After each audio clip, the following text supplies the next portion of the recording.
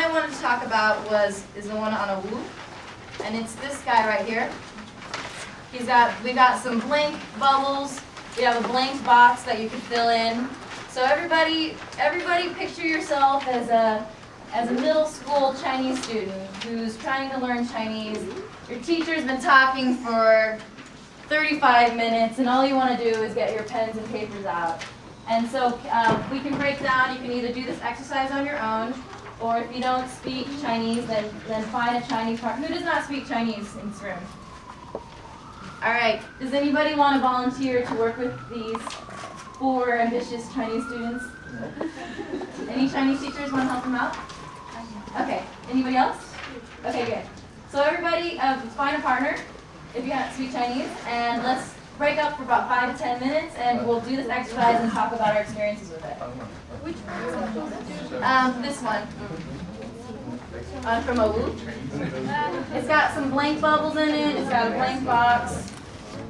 So you can do it on your own, or you can do it together. So this one right here. And then we'll have the Chinese teacher share how they do it. So this guy right here. We'll give you guys 5 or 10 minutes.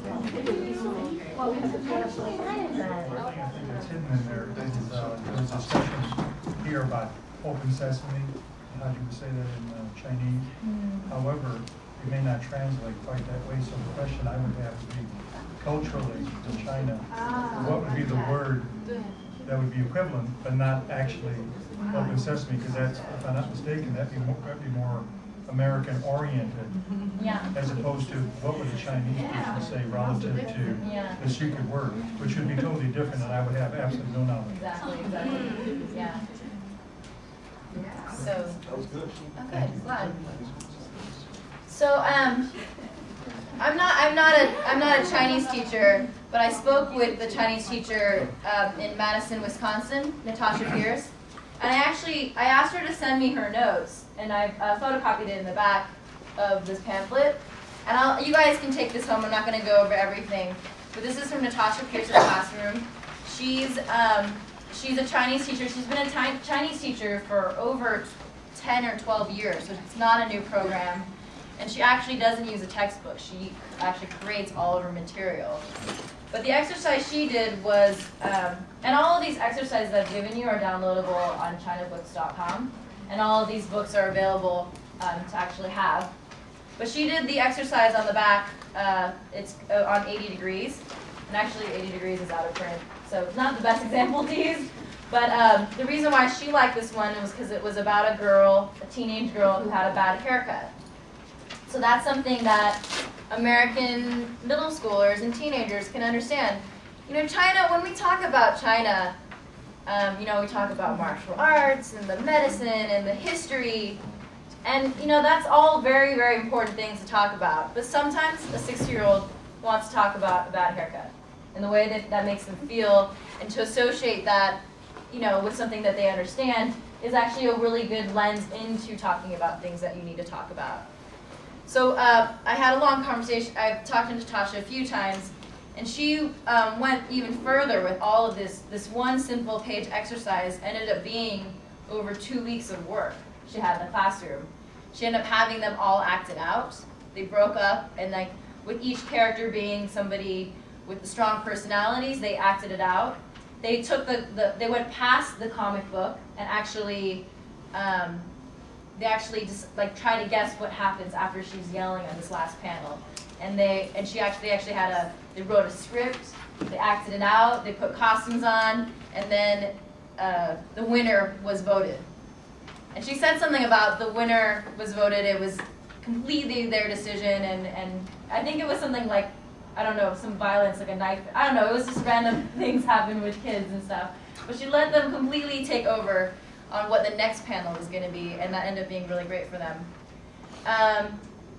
So anyways, these are just some exercises that she had, and these are just to give you some ideas on how you can take this further from the page and actually make it into, role playing, different characters, a way to learn about, the spoken language, and I think in a big way, comics is about stimulating your creativity. So you know, the reason why we're all here is because we're trying to find other ways to entertain children that's outside the textbook. So that means you can even take it outside the comic book. So this is where we have about 5 minutes, and I wanted to talk to you guys about the resources that Thien was talking about. Where to find Chinese comics. Chinabooks is a growing library of comics and graphic novels ranging from English and Chinese, contemporary and historical, children and adults, and beginner to advanced. So we've been bringing in a lot of comics from Taiwan and China, and as I said, it's not something that people have, it hasn't been generating a ton of interest, but it's something that there's so many amazing comics and graphic novelists that are coming out of China, and they're very different than, people ask me, is it like the Japanese manga? It's not. Like this is like a whole other genre of really great comics, and we're really focusing on the ones that are coming out of China today.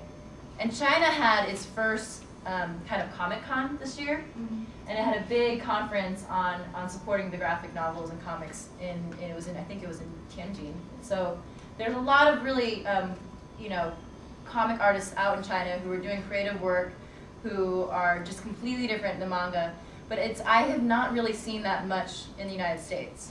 So this is something it's sort of new, but I think that we're going to see more and more of it being translated.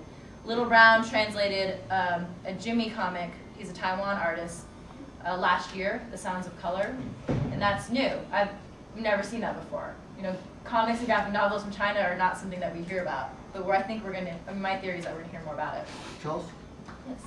Are there comics out there that are simplistic enough for the very beginning Mandarin student that they wouldn't get forced into a very complicated sentence, which they wouldn't be able to translate? Something that would use fairly basic vocabulary.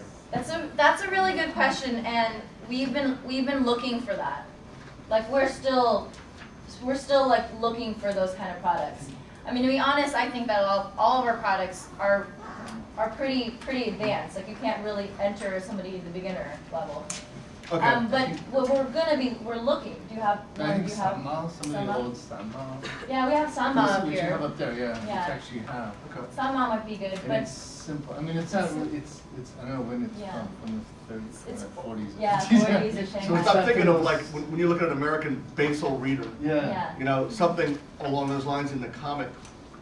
I mean, it's black That's and something white, that we're so still looking for. it's Like that is attractive. that is one thing that we've been talking about a lot. I'm always saying that our comics are really hard still. So we're still looking for it. But this is something that I talked a lot with Andy actually. Yeah. It's like when you have these middle school classes, you have like all the books that they're getting are like how the dog jumps over the fence. And if you're in 8th grade, you don't really want to be reading about how the dog jumps over the fence. You want to be reading something more engaging. So we're really looking for material that has higher maturity in content, but simpler language. Right. So we're still looking, but that's something that we're dedicated to like to finding. Okay. But it's a good question, and I was going to address that. So it's good. Yeah. Yeah. Actually, just along with that, I think that there's a Japanese cartoon.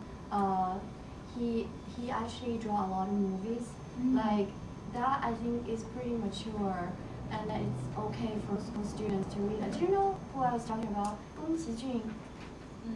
He has a lot of movies that actually played in the U.S. And then Spirited Away is his work. Oh wow. But he has a lot of work that's like that has some philosophical meaning, behind. Yeah, But that's it's actually when you make into cartoon books or comic books, it's students easier. love it. Wait, let's afterwards write down for me. Yeah. You can actually tell Jane she's our buyer.